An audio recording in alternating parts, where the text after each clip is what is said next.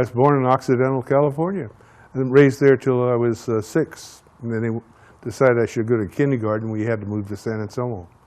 So we spent from 1940 to when we moved back up, got finally back up to Occidental in, what was it, in 91, 1991. We moved down to San Francisco Boulevard, and we were right on the edge of the park, which was just great. Right just before Storage Park and right on Memorial Park. Baseball fields, everything right behind the house. Well, until I was married, and so we were there, and we bought it in 40, paid, I can't remember if we paid $1,200 for the house or we paid $12 a month payments, but it was something like that. It was really pretty reasonable. And we spent from 40 till my dad moved up to Occidental, back to our ranch, and that was in about 63. But I lived there till 54, from 40 to 54. So yes, I served from, in those years we had an 8-year obligation, and 4 in reserve, 2 active, and 2 in inactive reserve. And I served till, I went in 52, I guess, 53 maybe, and I served my active duty from 57 to 59, and then I only had the regular inactive reserve duty. I served my active duty in Alabama, actually.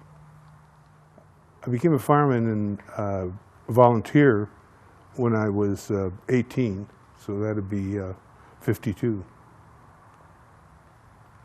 And then I became a paid man when we took in Sleepy Hollow in 56. No, I was hired in 56, and they drafted me, and so you have to go up through your reserve unit so you keep your rank.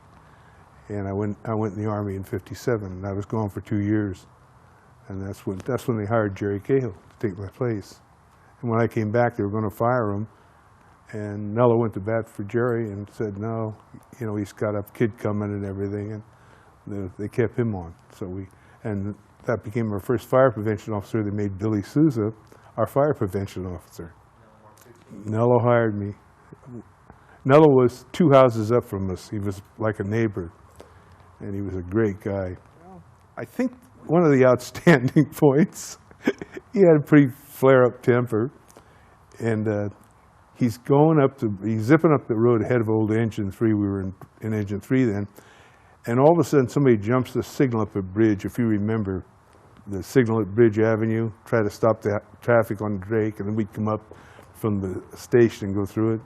And somebody jumped the signal, and Nello stopped his car, and he was dragging the guy out of the car, and when he decided he was blocking it, and he got back in the car and left. But those were the days when they did have, you know, and Nello was a good, aggressive chief. He was well up on it. Anything that came up that he thought would work, he'd use it. And most of the stuff he did was really good. I made lieutenant in 63, I think, or 60, whenever we opened the new station, 63, I think. And Nello wanted to get that done. I think he retired in 66. And then Frank became chief, Frank Souza. Frank was probably the best guy I ever met. I thought the world of Frank Souza. He could fix anything, he could do anything. He was extremely bright.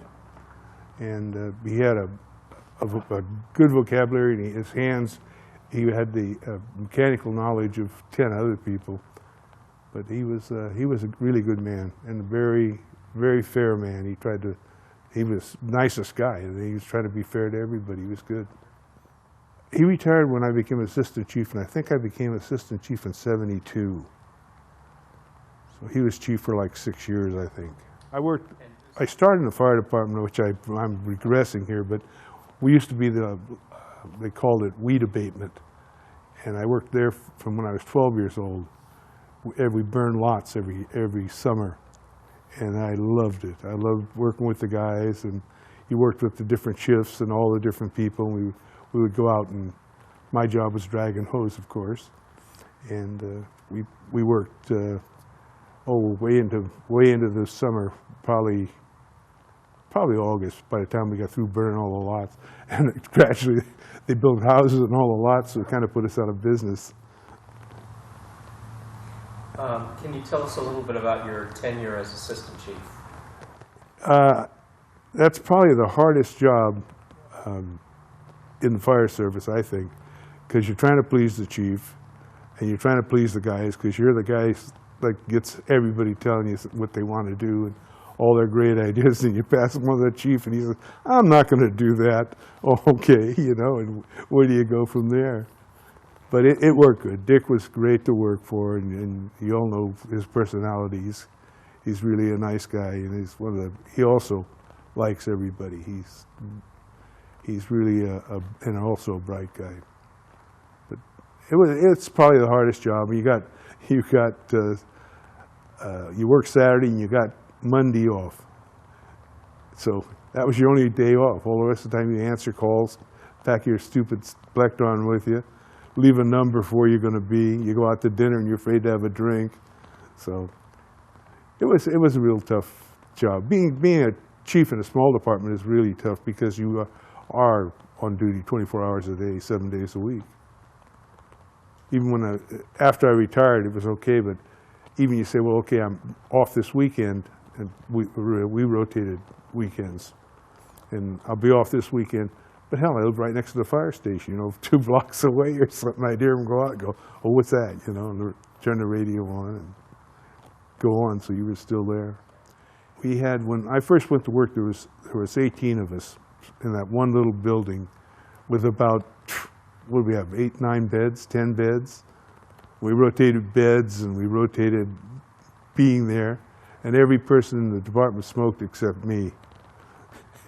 Just unbelievable. And there was a smoke layer down in the dormitory, and we didn't let them smoke in the dormitory, thank God.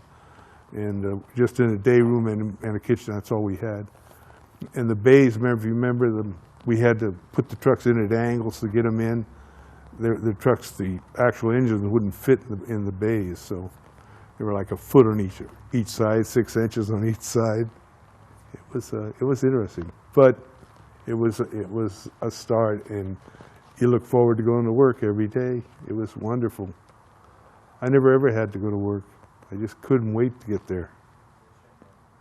Dick had hurt his back at a fire, and he was in a lot of pain, and Dick would like to have retired when he was maybe 91, and he probably could have, but he had an injured back, and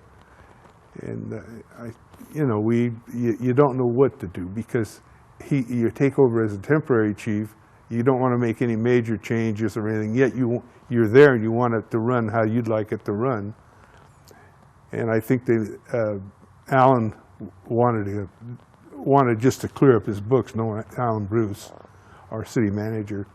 And Dick finally, I guess, he persuaded Dick to go. I'd love having him there. I was fine with it, except I wasn't fine being a temporary appointment, You don't know what you want to do. So, but it worked fine, and it's only for a few months, and Dick had too much pain, and I just said, well, I'll retire.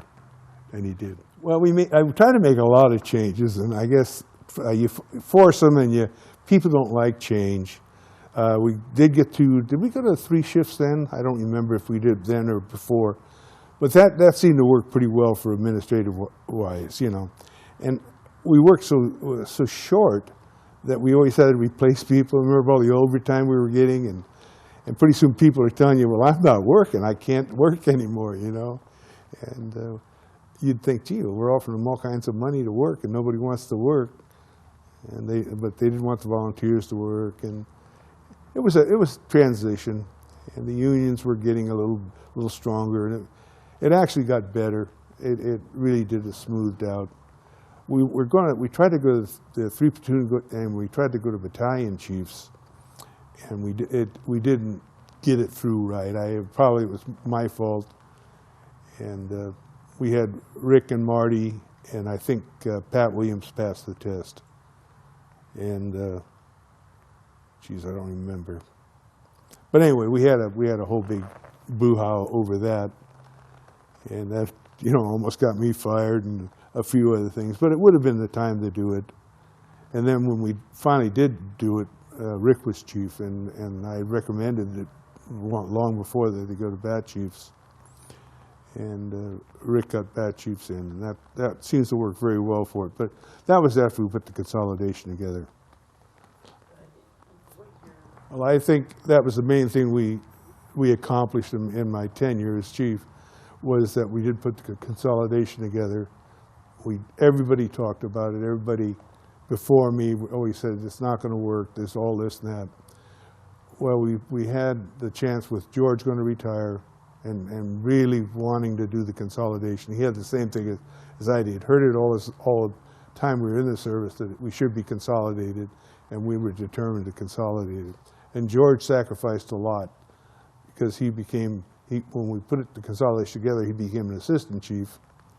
And we had two good assistants. We had Rick and him and me and as chief. And you couldn't ask for a better working relationship between the three of us, because George was just great to work with. And we had to convince staff, our own staff. We had to convince the councils. And we kind of got them on our side one at a time. The girls were great. The two lady council people were both terrific. They really backed us. And we had a couple of sticklers like Frank Edgar in Fairfax. He doesn't want to do anything. And we put together a very good consolidation. I think when we laid it out for everybody, I think it made sense. And everybody, all the staff was going to gain, the firefighters. It was going to be a bigger department, a much better function than we had, as two separate departments. And it took time, but it was a lot of work. And thank God, we'll give Rick the devil his due. He was very, he's great on facts. He's great on organizing things. And we made it look really good, and it was really good. And thank God for Alan Bruce, because Alan won't put anything together that's not going to last. And once we got Alan behind it, it was going to go. We did the same things when we did paramedics. Once we got Alan involved, he pushed the financial thing and the political thing for us, and we did fine. And you can see it's still functioning well, because he told us at the beginning, you've got to show them right off the bat that we're going to have money to support the fire department. We can't go a couple of years and run out of money. So we got a real good tax base for them, and it functions beautifully still, as far as I know. July '82, and I said at the time that I'm going to stay 4 years, and then I'm going to get out. I'm going to make sure it's going to run, and I'll stay 4 years with it. But I got other things I want to do in my life besides be a fireman. And we did great. We were ready the day in July 1st, 1982. We had signs made for all the engines. Remember the magnetic signs? Right on over Fairfax, right on over San Anselmo, Ross Valley went on them. We had signs made for the stations that we hung up. Well, San Anselmo, of course, worked fine with station, thanks to Steve, station 19, 20, and 21. And Steve Bogle organized all that, so we got our stations all in the right line. And we put all that up on Fairfax, and Frank Edgar took it down personally. But it didn't matter. We had it up for a day. And so anyway, we had some fun in this little life we led. I'm probably going to stop on that. 86, when I retired, I was really pleased with what happened with the fire service, and I'm just sorry that it went on, because the guy that I thought would be the greatest chief in California just had some problems, and we fell apart in 5 years. He had taken all the department's money and let the guys down, and I felt terrible.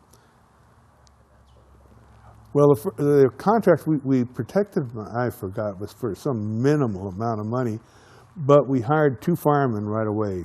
And Noah hired 2 firemen, and put them on in Station 1. Well, that was a pretty long run.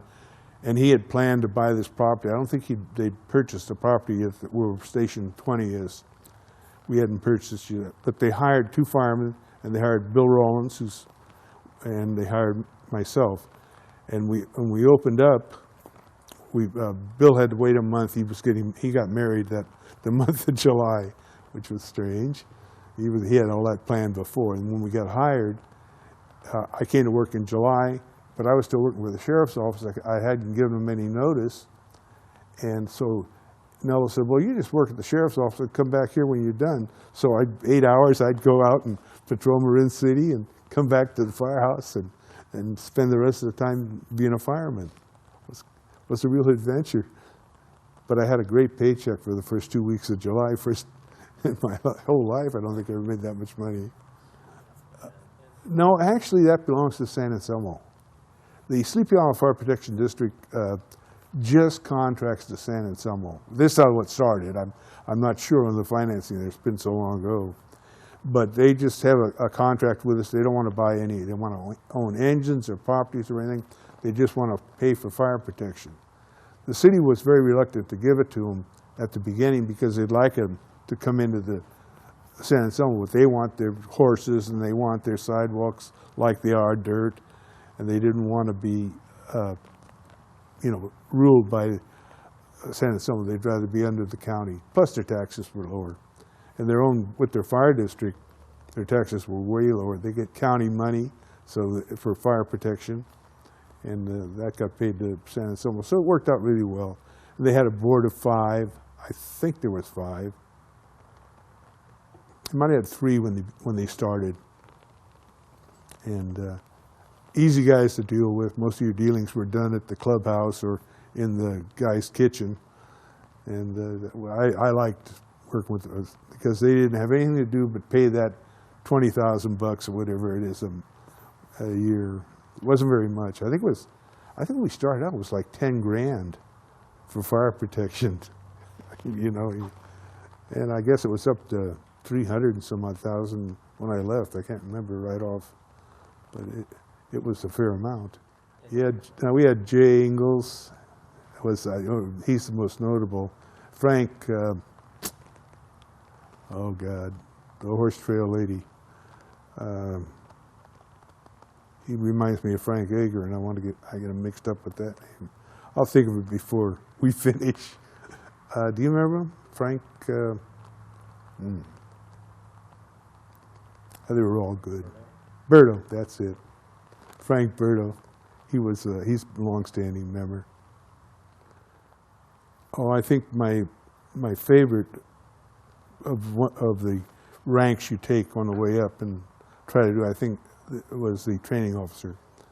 And I worked the hardest at that, and just a bunch of crazy guys. There was nothing when we started. The guy in Fairfax, little captain in Fairfax, started the training officer. And Gene was in that, less than gay, and all. We ran, I guess that was the first time with the Marin County training, split off the fire chiefs. We had our own association. And we gave countywide things. And I think that putting together the College of Marin plan, I think that really helped us. That Bill was our biggest liaison there, I think, Lillis. And the schools we tried to give, I love teaching. I taught 25 years for the College of Marin. I love teaching, and I don't know if we were all that good, but we got a lot of basic things across. And I think that we built a really good interest for the fire service, and I think we got some decent people out of our classes. The fire chiefs was a great association. As we faced it, it evolved, coming from just having nice dinner meetings and things to where I think we got a lot done in the later years that we were there. And the big thing that I think we did right was we kind of all got together on the progression of the chiefs who were going to be chiefs, that we carry on the programs. We kind of get the guys that are going to be president in 3 years. We kind of get it all together, so we'd run our programs that they wouldn't just die when the next chief came in, next president of the Chiefs Association. So that worked well. Fire prevention officers, when I was fire marshal, I was never in your class, as you know, working with me. It was tough. Rick, I think, brought our fire prevention program up to speed. He had the book knowledge to read a book and know all the answers once he read it. You were one of the... George was excellent. Bill Lillis is great.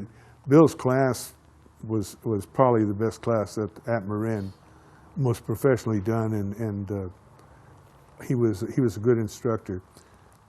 George was one of the best field men I ever worked with. Dick Byers, nice guy, and he was really up on it. Dick was real good. McLaren. He was the best guy to question kids. We got this kid one night, his house was on fire, and this is just a story from the McLaren past, one of my favorite. The guy comes in, he says, the kid said, we said, well, how'd the fire start? And the kid said, this ball of fire came through the window and set my bed on fire. You know, and Dick gave him the McLaren stare. And pretty soon the kid told us, you know, that he lit the thing. He just, you know, Dick won't give up. He'd just stare him down. But he was good at that. He could handle the kids beautifully. My favorite things, I went to work for a forensic engineering company, and they had they needed a fire investigator, and I worked with an electrical engineer and did lots of fires. And they give you $100 an hour, and it's kind of fun, you know. It was a good experience, plus travel, plus benefits, I guess. We enjoyed it. I really enjoyed it. But then again, you wear out. I quit everything. We moved to the ranch in '91. I just said, I'm not going to be running around from up here. So we moved back to our ranch in Occidental. The best one we've come up with, they flew us down to Los Angeles as I had gotten a private investigator license and working for this insurance company, or for the engineers. And we went to Los Angeles, and they had a Christmas tree. It was a fire in March, and the Christmas tree caught fire. Well, what are they doing with it? Christmas tree up, you know. And they were, you know, blaming the Christmas tree and all this stuff. And it really wasn't. It was they had put a cord to the Christmas tree and threw a rug over it. And, you know, everybody says, oh, that won't do it. Well, it did. The cord caught fire, set the house on fire, and the house fire got the Christmas tree going. So, and the LA Fire Department did it the other way, and I thought, well, gee, we did better than the LA Fire Department. Nobody even paid us for it, but the engineering company paid the investigators, but they never got paid. It killed a kid, which was very sad. And they really wanted to know if it was, you know, they were trying to blame the parents. It wasn't the parents' fault. I mean, they had their Christmas tree up. It was dry and added fuel to the fire. But the kid got outside, then came back in to get his dog. So, this always sounds funny, but most rewarding was that kid that I got out of the house on Elm Avenue. That was pretty. Did you know that story? Well, anyway, the house was burning, and the lady came running out, and she had a little girl under one arm and yelling that her boy was in the house. And I was a captain on first in engine, and I don't know how we got there from Station 20 before the one from Station 1 or anything. Well, we did. And so I was first one in. And the house was just going, you know. And so you can't put water on them. As soon as you do, all the smoke and steam and everything comes down on you. So I went in the back, I broke down the back door and went in and got the kid. And just, you know, just being trained to look under the bed. Here he was under the bed, and drug him out. And Frank met me at the back door and started CPR on him. And we saved the kid. And The daughter died, the one that the lady packed up, died of burns. So that was a rewarding fire. It wasn't that big. The fire was still over my head when I went in. It was pretty far down by the time I came out. And the back door closed. I had to break the door down again, getting out. Stories about that. Oh, that was, I guess that was probably the biggest thing we had till then, grass fire-wise. I burned about, it was probably 100 acres, 120, 150. I think they estimated 100 and something. It probably burned 50, maybe. But anyway, it was just a grass fire, and it got down. I guess it got into the county area out there in the end of San Francisco Boulevard, and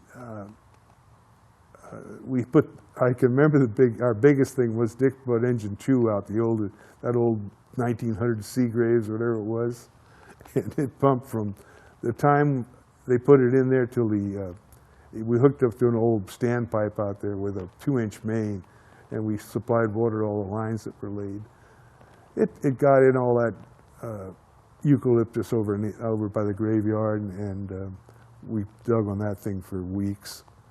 But all in all, I guess it was probably the biggest fire we had the time I can remember. I can't remember how much damage it was done, but I know that we got some starts in the seminary area from flying brands being picked up by the winds and blowing them over into the seminary area, clean across town. So, but it was difficult. The humidity was down. I think that day we had a 15, 20 mile an hour wind, and humidity was down below. I think it was 12 or 15%. And that's pretty hard to stop a grass fire with that kind of wind and humidity down that far. We got much more professional fire department, which we were hoping to do. And I think the niceties, though, the old guys would break their back not to hurt anybody's feelings. If you had something to do, you had a crew. They would come out and they'd help you. The modern employee is a little more selfish, I think, a little more to himself, more for himself than like the team effort. The guys in the old days too, you all had to live in town, so every fire you had, everybody showed up. And things have changed, and most of it's for the good. But just the personality of the group has changed. It's much friendlier in the old days, much more helpful to each other. And now it's kind of dog-eat-dog. Or it was. Hey, I've been out 25 years. How do I remember? Well, first thing we really wanted to do, we wrote up a couple things. I wrote a couple things, and just trying to do it with the people we had, and just do it for San Anselmo, and it just can't work. It was not. We didn't have the money. We didn't have a tax base to support it. And we had some guy down in Angeles. I won't talk about Dan. I think that we had a really good relationship with the commercial ambulances. They were fine for us, but we needed a paramedic program. We worked on it. We got a tax base in for it, and we started out hiring 30 paramedics or 18 or whatever we hired, and it evolved with our total support because, as you know, they really help your department totally by the total department response to emergency calls becomes far better. And we supported them completely. In fact, one of our plans, I guess, when I left, was that we'd be running paramedics on all the engines. We haven't done that far. I served on the paramedic board for many years too, and we contracted to Marin County Fire Department just because it's so difficult to get experience for the Marin County guys, because they get them out in Point Reyes and stuff, don't get enough calls. Plus, it was going to work really well for us. We buy the ambulance, provide the type, the living quarters for them, and the county fire department now for contract price gives us the paramedics. And I guess now, I mean, like I say, I've been gone a long time. There is another station, isn't there? Aren't they running out of Corte Madera too, somewhere in there? Yeah, but you've been on a long time too. Let's skip that one. I can't talk back to since I've left the county. Through your career in Dick sports. McLaren. Do you want to talk about that a little? Oh, he's terrific. I probably taught everything he taught me. And he really isn't wrong on anything. It's just, has changed, but whether it improved or not, we're not sure. That'll be decided long after we're gone. But Dick had the right attitude about fire and where you attack it, what you use, and how you get there. I don't know, Dick tell you if any his, he's got a Silver Star. I don't know if he never tells anybody. He earned a Silver Star. He fought in World War II from the beginning to the end. And he just says, I think he learned a lot there. I really think his judgment of men and what situations, I think that really gained. And he was a great mentor. I also had a wrestling mentor named Tom Rice. When you asked me, it stopped me. When I was going to be a professional wrestler, I had a trainer and a mentor called, and he was Tom Rice. When you brought that, it brought tears to my eyes. Yeah, Dick's terrific. I changed the subjects quickly. I think I'd look at other people's work and see where we could change. You find that one time you do something and it works great, and you'll do the same thing next time with different personalities of people, and it doesn't work.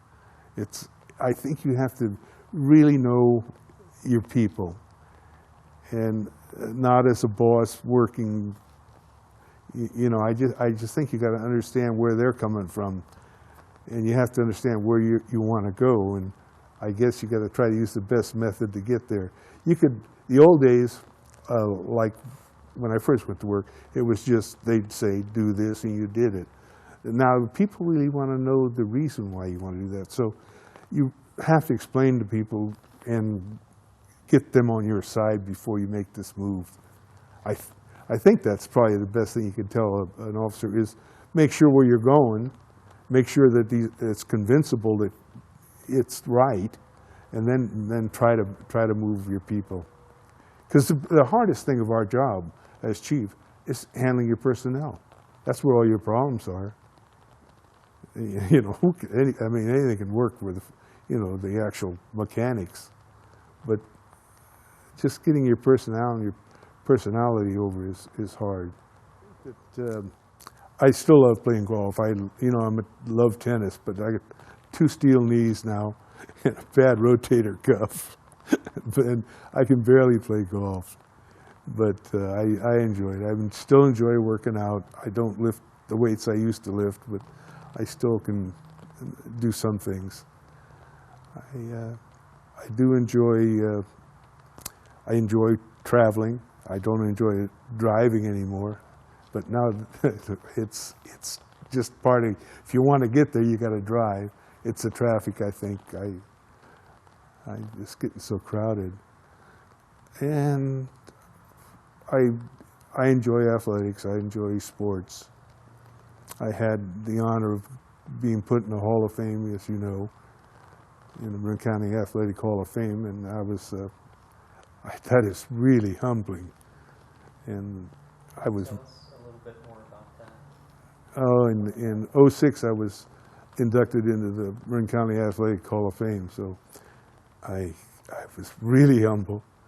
I was going to tell them how I got there and all this, and I got up to make a speech, and I said, I'm humbled, and I'm happy, and and thank you, and ended my speech. I had no more. I had about this much I'd like to have said, but it just wouldn't come out. I go every year. I think this year a good friend of mine went in, and thank God he did, because he just passed away 2 months ago. Leroy Rice, really a good guy. Last year, 2 years ago, I went and I sat with the guy that broke my record, shot put record at Tamalpais, so that was kind of a nice thing to do. So